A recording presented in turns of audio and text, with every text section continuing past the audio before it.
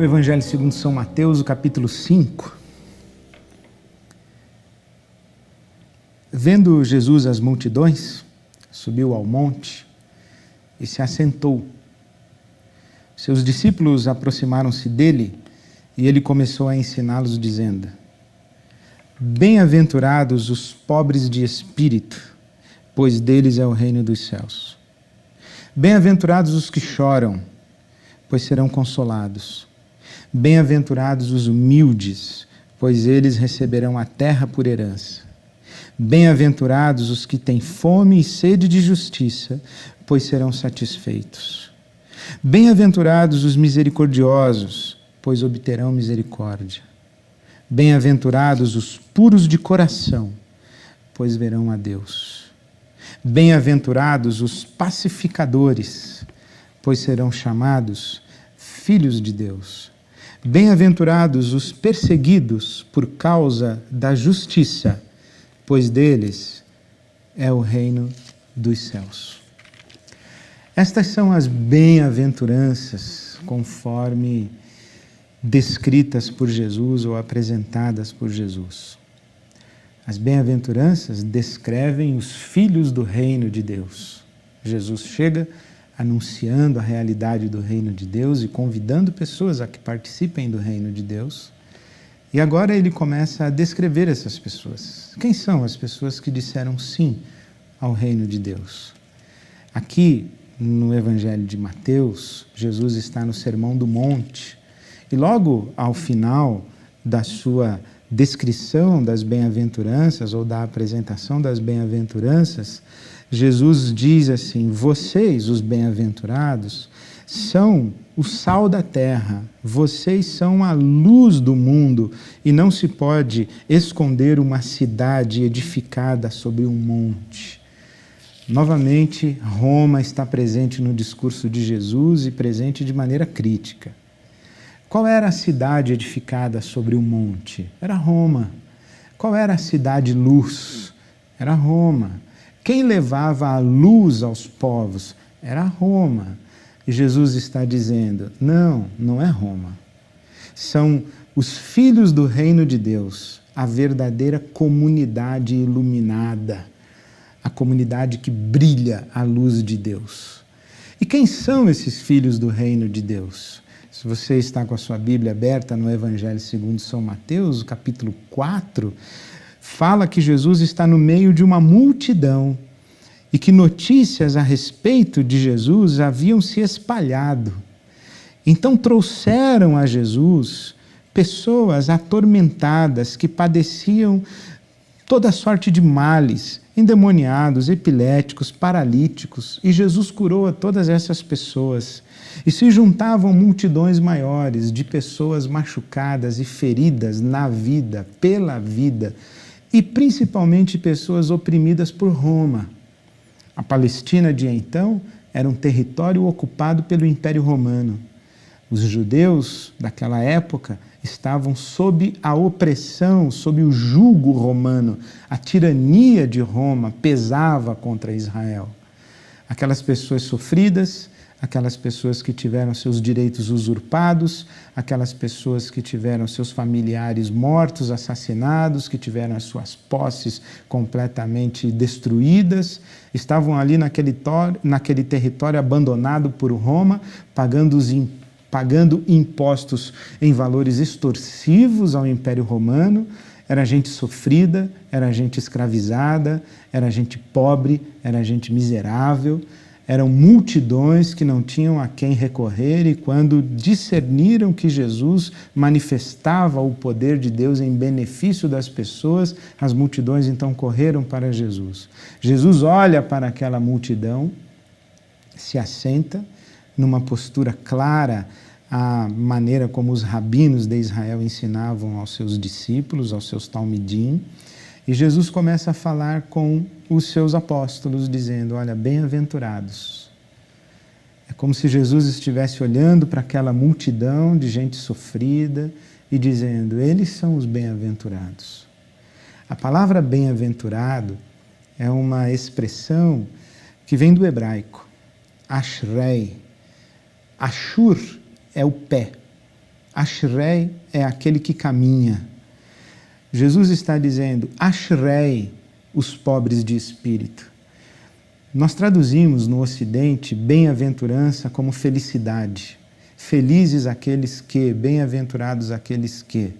Mas parece que esse conceito de felicidade que nós temos no Ocidente, felicidade nos termos de conforto, prosperidade, prazer, satisfação, realização de todos os desejos, isso é completamente estranho ao conceito de felicidade da Bíblia Sagrada e completamente estranho à cultura judaica e absolutamente estranho ao que Jesus chamaria de felicidade. Quando Jesus está dizendo bem-aventurados, ele está descrevendo aqueles que estão em marcha. Em marcha para onde? Em marcha em que ambiente? No ambiente do reino de Deus. Jesus está descrevendo aqueles que marcham no reino de Deus e que marcham em direção à consumação do reino de Deus. Jesus está dizendo, olha, esses que marcham são aqueles que realmente vão experimentar as dimensões mais profundas da vida e vão experimentar as realidades mais extraordinárias da parte de Deus. Ele diz, olha, esses que são pobres de espírito, deles é o reino de Deus. Eles vão viver a realidade do reino de Deus. Reino dos céus, na linguagem de Mateus, numa referência ao Shalom do Antigo Testamento ou da tradição de Israel. O que é o Shalom? Shalom que traduzimos por paz.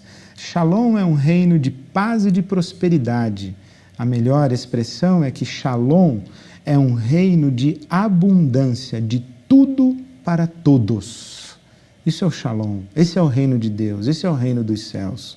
Jesus está falando, portanto, com aquelas pessoas que são escravizadas por Roma, mas que já descobriram o reino de Deus e que já disseram sim para o reino de Deus e que já colocaram a sua esperança no reino de Deus e que têm uma esperança futura da consumação desse reino e vão experimentar e começam a experimentar desde já os benefícios e as bênçãos desse reino.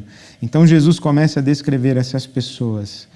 Ao descrevê-las, aquelas que marcham no reino de Deus, o que Jesus está fazendo? Dando uma lista de virtudes ou apenas identificando uma realidade?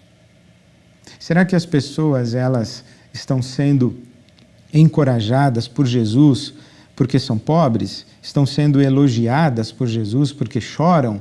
Estão sendo elogiadas por Jesus porque têm fome e sede de justiça? Ou, na verdade, a grande boa notícia de Jesus a essas pessoas que estão em marcha é que elas receberão o reino de Deus, é que elas receberão consolo, é que elas terão satisfeita a sua fome e sede de justiça, é que elas alcançarão misericórdia, é que elas verão a Deus. A grande bênção dessas pessoas não é que elas são pobres, que elas têm fome e sede de justiça, que elas são misericordiosas. A bênção está no fato de que elas receberão o favor de Deus. Elas que marcham à luz do reino de Deus receberão o favor de Deus.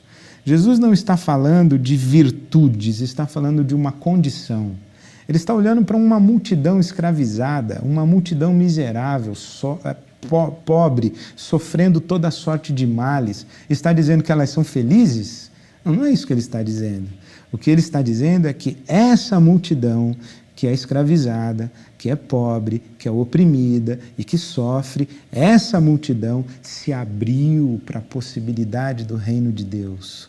E porque a sua condição é de miserabilidade, por exemplo, tem fome e sede de justiça. Quem tem fome e sede de justiça? Quem foi aviltado no seu direito, quem foi usurpado na sua dignidade. Quem teve os seus bens, os seus valores, os seus tesouros tomados de assalto por um poder maior e tomados de assalto contra a sua própria vontade. Por isso elas clamam por justiça. Elas choram. Por que choram? Choram seus mortos. Elas têm misericórdia. Por que têm misericórdia? Porque são solidárias no sofrimento. Jesus então está olhando para essa multidão e está dizendo, não desanimem. Não desanimem vocês, vocês que se abriram para o reino de Deus, porque são pobres, porque sofrem, porque choram, porque clamam por justiça, porque clamam pela misericórdia de Deus, porque promovem a paz. Por que promovem a paz? Porque são pacificadores. Porque estão cansados da guerra. Estão gritando desesperados: parem com essa violência, parem com essa matança, parem com essa conquista e com essa volúpia de conquista às custas de vidas humanas. Parem de sacrificar os seres humanos, promovam a paz, façam a paz, acabem com a guerra. É por isso que são pacificadores. Não é para menos que Jesus vai dizer que essas pessoas são perseguidas por causa da justiça. Jesus está dizendo: olha, na sua miserabilidade, na sua dor, no seu sofrimento, no seu cativeiro, na sua condição social de infortúnio, é nessa condição que você levanta os olhos para o céu e se abre para o reino de Deus. Há uma discussão muito interessante no fenômeno religioso brasileiro se devemos fazer uma opção preferencial pelos pobres. Se Jesus fez uma opção preferencial pelos pobres. Jesus sempre fala criticando os ricos e poderosos e sempre fala com simpatia e com misericórdia e compaixão pelos que sofrem. Não é que Jesus tenha feito uma opção preferencial pelos pobres ou pelos sofredores. Talvez o oposto seja verdadeiro. Os que sofrem é que fazem uma opção por Jesus. Aqueles que perderam a esperança no reino de Adão, no reino dos imperadores, no reino dos Césares de ocasião, nesses reinos que se estabelecem na tirania, no poder, na opressão, na violência, nesses reinos que se estabelecem pelo abuso. É dessas pessoas que Jesus está falando. Elas se abriram para o reino de Deus. E porque se abriram para o reino de Deus, deixaram a sua condição e posição de vítimas e transformaram a sua pobreza, transformaram o seu clamor por justiça, transformaram a sua lágrima de dor e de luto, transformaram a sua condição de necessidade em um ímpeto de misericórdia, em um clamor pela justiça, em uma caminhada que marcha na promoção da paz, com a pureza do coração olhando para Deus. Por isso é que dessa condição de miserabilidade, elas extraíram ou foram capazes de redimensionar a sua vida a partir da boa notícia do reino de Deus. Esses são os cidadãos do reino de Deus. Na verdade, Jesus diz que esses cidadãos do reino de Deus é que são sal da terra e luz do mundo. A luz está aí. De onde vem a salvação para o nosso mundo, para a nossa sociedade? Não vem dos poderosos. Não vem de quem tem mais força. Não vem dos ricos, dos encastelados. Não vem dos imperadores. De onde vem a esperança e as soluções para um mundo como o nosso?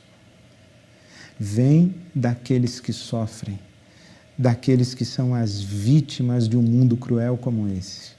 Aqueles que são as vítimas, quando recebem a boa notícia do reino de Deus, abandonam a sua condição de vítimas e se colocam em marcha, crendo na boa notícia do reino de Deus e se estabelecem como uma grande força capaz de promover mudanças na história a partir da sua utopia que vai para além da história.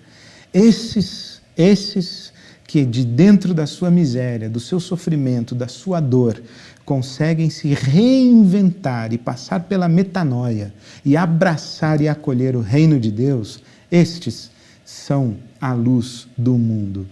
Eu quero fazer parte desse exército que marcha no reino de Deus como luz do mundo, desta cidade iluminada que não pode passar despercebida e ser escondida. Eu quero brilhar a luz de Deus na minha vida. A partir do olhar que dei para mim mesmo, clamei pela misericórdia de Deus, acolhi a graça de Deus e aceitei o convite de Jesus, abandonei a minha condição de vítima. Agora eu marcho com uma esperança, marcho com uma utopia, marcho com Jesus e na caravana que segue a Jesus.